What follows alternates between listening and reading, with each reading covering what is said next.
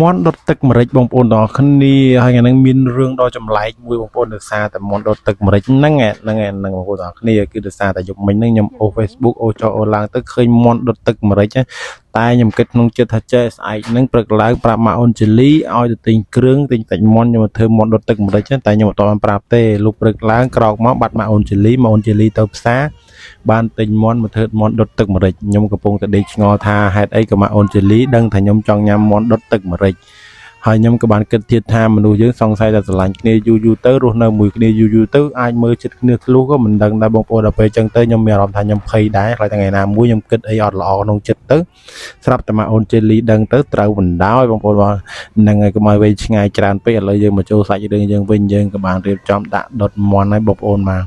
យើងដុតបែបធម្មតាហ្នឹងតែយើងរោយម្រេចប្លាក់អីចឹងហើយយើងធ្វើទៅជ្រលក់ម្រេចអីចឹងបងប្អូនទាំងគ្នាបន្ទាប់ពីដុតបានមកទទួលឥឡូវមន់យើងក៏ឆ្អិនដែរបងប្អូនទាំងគ្នាហើយមកមើលសាច់មន់និយាយពីថាតំណងខ្លាំងហើយទឹកម្រេចយើងហើយមានទឹកត្រីផ្អែមទៀតបងប្អូនបាទនិយាយពីថាតំណងខ្លាំងហើយមកមើលម៉ាក់អូនជេលីញ៉ាំបងប្អូនមកនឹងថា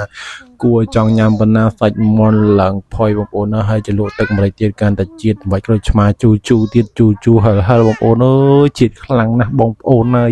និយាយថាមនុស្សយើងទៅពេលយើងទៅយូរទៅខ្ញុំមានអារម្មណ៍ថាខ្ញុំជឿជាក់ទៅលើបុណ្យកុសលខ្លាំងបងប្អូនថាពេលគ្រាន់តែយើងថាចង់ហូបអីចឹងយើងបានហូបចឹងបងប្អូនខ្ញុំអត់យល់ដែរខ្ញុំគ្រាន់តែឃើញអូវីដេអូទៅឃើញមិនទាន់បានប្រាប់ម៉ាក់អូនជេលីផងម៉ាក់អូនជេលីធ្វើឲ្យហូបអីចឹងបងប្អូនបាទអញ្ចឹងខ្ញុំមានអារម្មណ៍ថា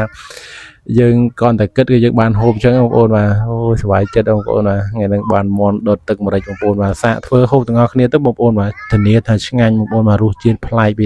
យើងដុតធម្មតាយើងដុតមន់ធម្មតាយើងជ្រលក់ទឹកត្រីកោះកុងជ្រលក់ទឹកត្រីផ្អែមអីចាឥឡូវដុតជ្រលក់ទឹកម្រេចញនិយាយថាឆ្ងាញ់សាហាវបងប្អូនបាទបងប្អូនសាកធ្វើហូបសាកមើលទៅបងប្អូនបាទហើយបើនិយាយពីបន្លែនៅក្រោមសាច់មន់វិញយើងដាក់ទ្របសាច់មន់បងប្អូនអើយរសជាតិឡើងផ្អែមដិតហ្មងបងប្អូនបាទផ្អែមឡើងទុនឡើងផុយនិយាយឆ្ងាញ់បណ្ដោយបងប្អូនបាទហ្នឹងហើយបងប្អូនទាំងគ្នាបើមានមន់ស្រែដុតកាន់តែថ្មីកាន់តែឆ្ងាញ់ទៀតបងប្អូនហើយនេះយើងទិញមកពីផ្សារយើងទៅវាអត់ដឹងថាមន់គេមន់ស្រែឬមន់អីចឹងតែវានៅថ្មីវាឆ្ងាញ់បងប្អូនសាច់មន់ក៏យើងធ្វើថ្មីឆ្ងាញ់ហ្នឹងហើយបងប្អូនទាំងគ្នាអញ្ចឹងមានតែប៉ុណ្្នឹងឯងវីដេអូខ្ញុំមានតែញ៉ាំសាច់មន់ហ្នឹងឯងចឹងហើយបងប្អូនទាំងគ្នាបើបងប្អូនចង់សាកធ្វើទៅអត់ពិបាកធ្វើទេ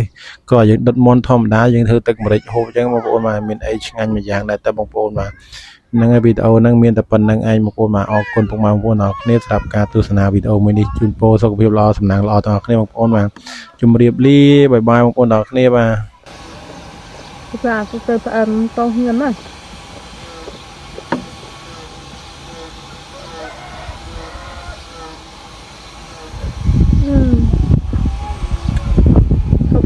hộp lấy